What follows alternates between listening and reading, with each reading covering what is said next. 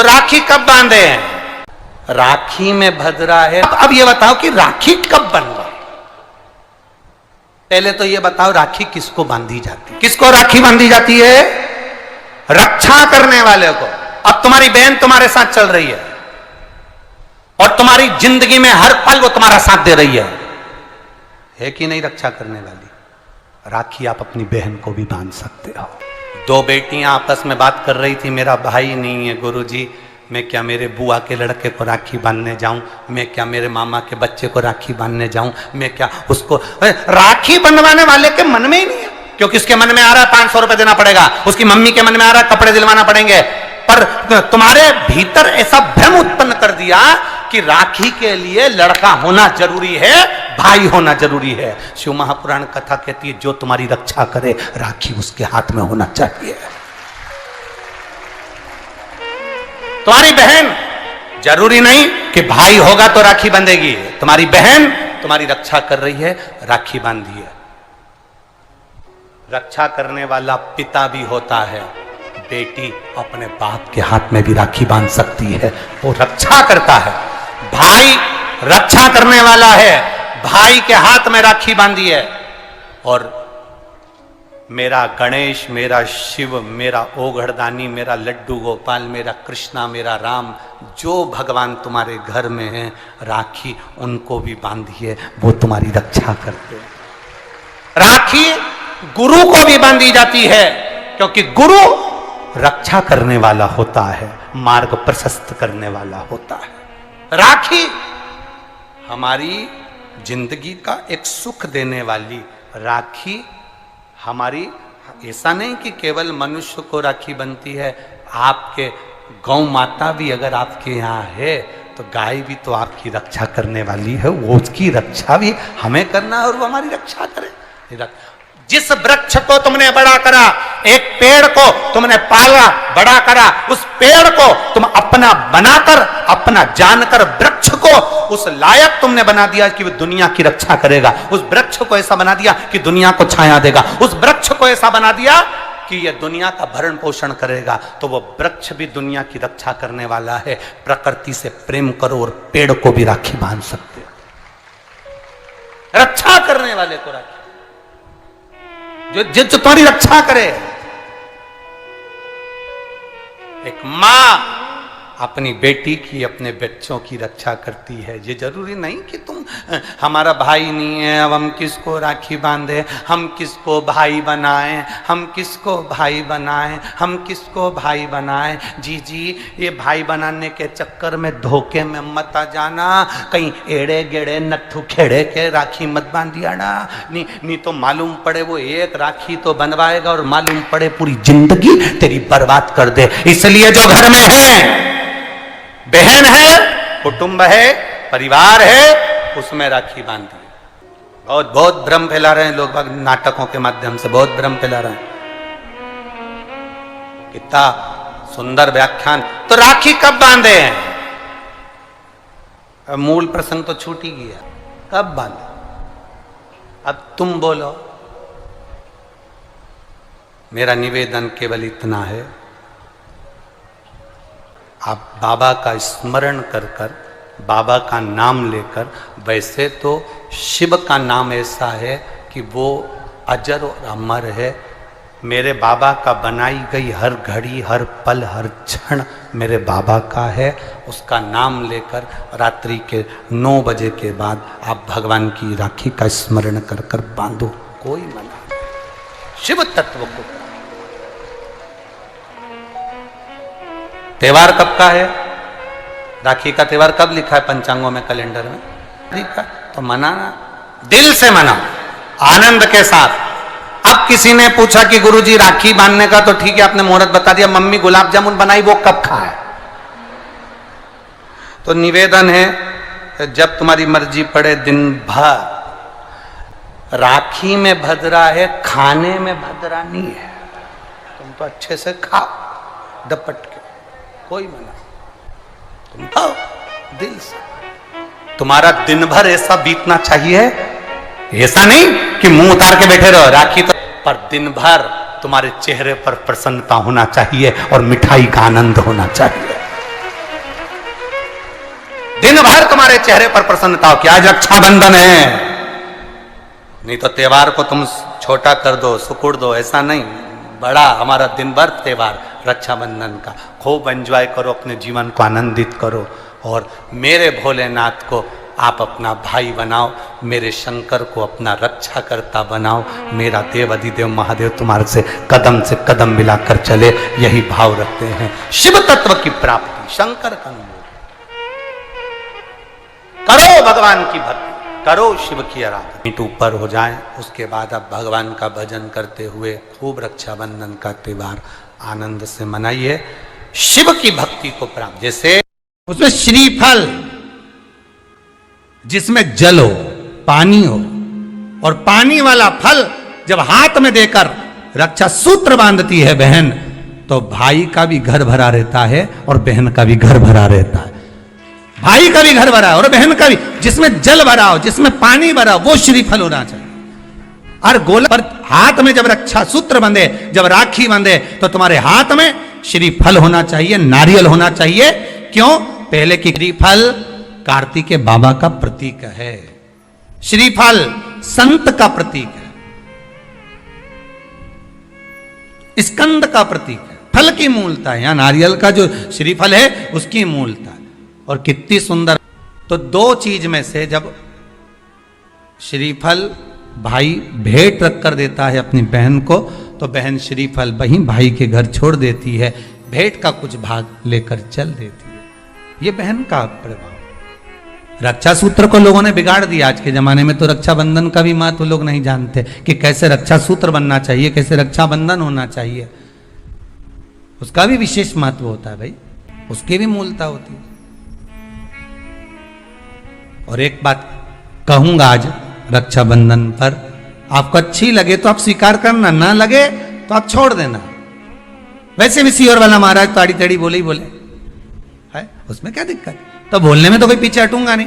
एक निवेदन आप सबसे करूंगा, आपको अच्छा लगे अपने जीवन में उतारिएगा, ना लगे कोई बात नहीं, छोड़ दीजिएगा, पर उतारना जरूर।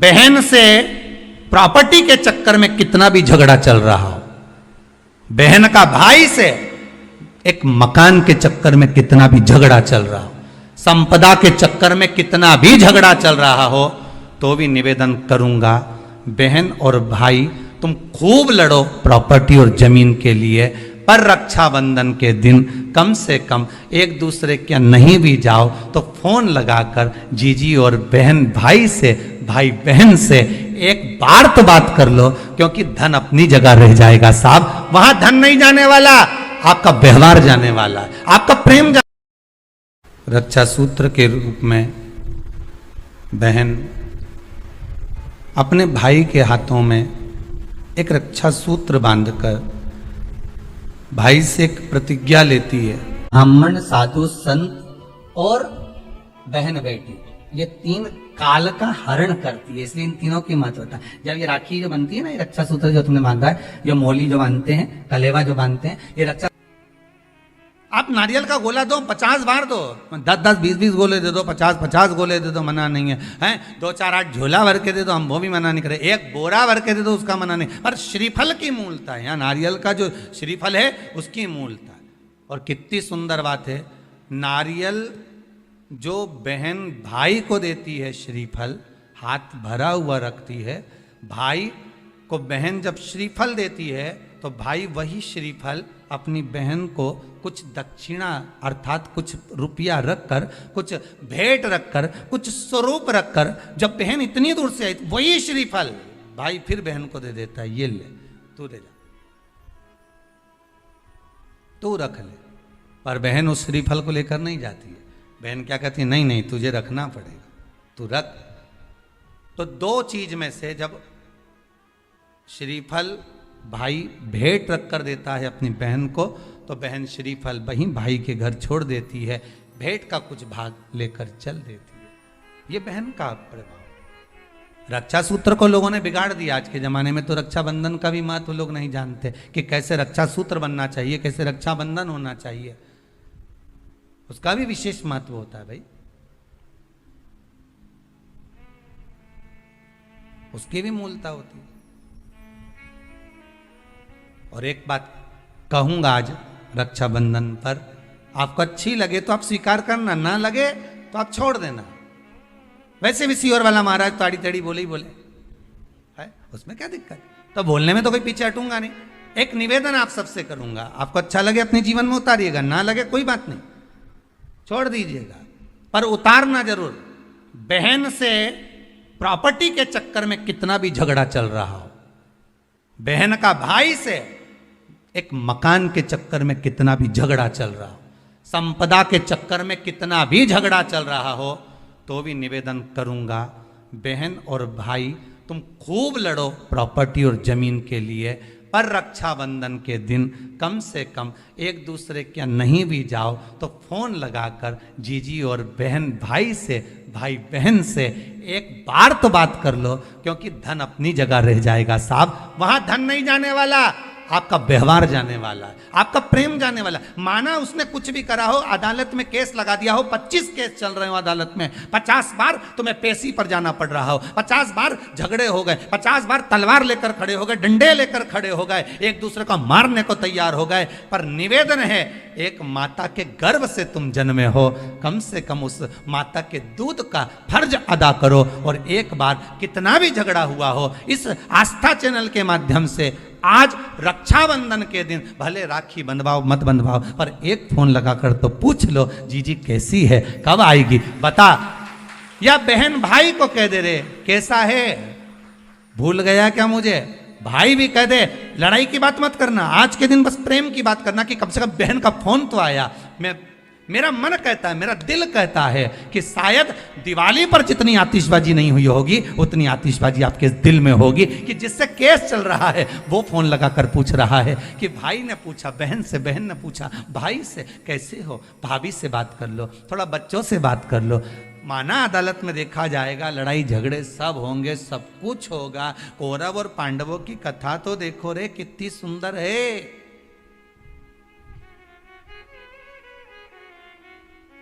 कितनी सुंदर है।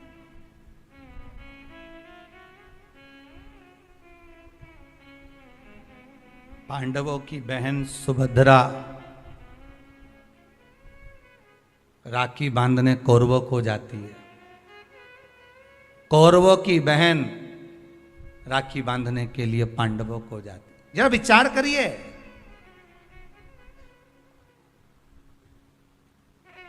क्या युद्ध के मैदान में लड़े नहीं, क्या युद्ध के मैदान में मरे नहीं, युद्ध अपनी जगह पर है।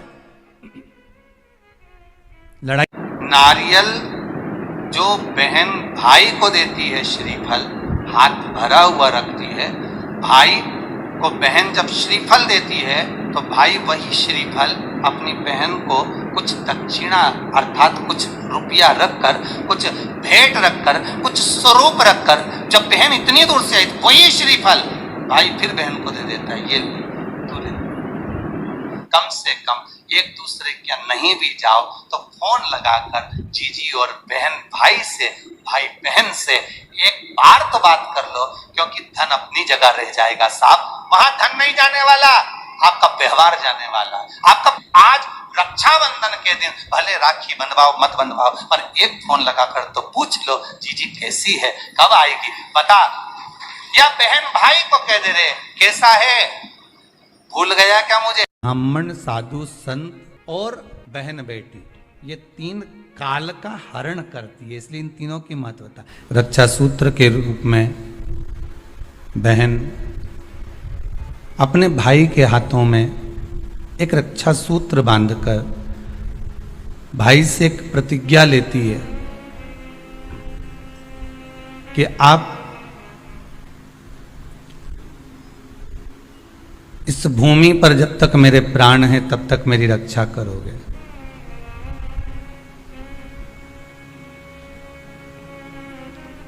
कोई बहन अपने भाई के ऊपर कोई बीमारी नहीं देख सकती, कोई रोग नहीं देख सकती, और ना भाई बहन को रोगग्रस्त देखना चाहेगा। रक्षाबंधन के पहले अपनी अपनी ननंद के पास जरूर लगाओ और फोन लगाकर बोलो जीजी कब आएगी तू, सुन साड़ी माड़ी लेकर मत आना, या अलमारी भरी पड़ी है मेरी साड़ियाँ पहन लेना। क्यों, किस लिए, कारण क्या है? क्यों? माता लक्ष्मी जी ने जाकर राजा बलि की धर्म पत्नी के वस्त्र को क्यों लिया था? लक्ष्मी जी के भाई हैं राजा बलि, क्यों लिया? ऐसा वस्त्र में क्या था? क्यों कहा जाता है जीजी मेरी साड़ी पहन लो?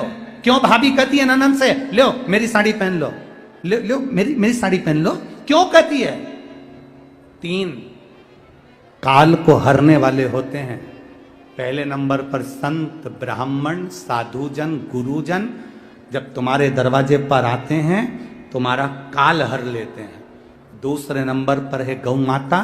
गाय को जब हम रोटी देते हैं गौ माता हमारे काल को हर लेती है। तीसरे नंबर पर है बहन बेटी, जब हमारे यहाँ आती है और हम कह देते हैं जीजी ये मेरी साड़ी है पहन लो, घर से साड़ी लेकर मत आना, जब हम उसको साड़ी पहनने को दे देते हैं तो एक ननन बहन बेटी ऐसी होती है जो अपने भाई के घर